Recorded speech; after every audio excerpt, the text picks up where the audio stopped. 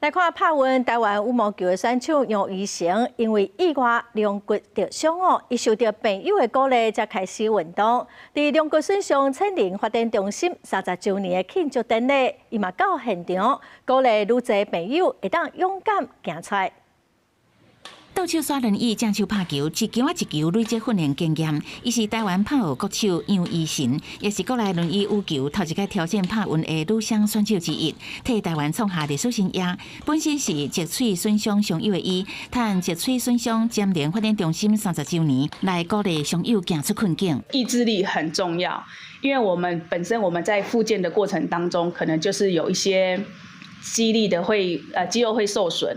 会酸痛，告诉自己要撑过去，要撑过去。中心说明，脊髓损伤的伤友大部分拢是后天意外造成的伤济，有90%是所谓的意外伤害，10%是疾病引起的。我想很多的意外伤害，其实如果大家注意，那都是可以预防的。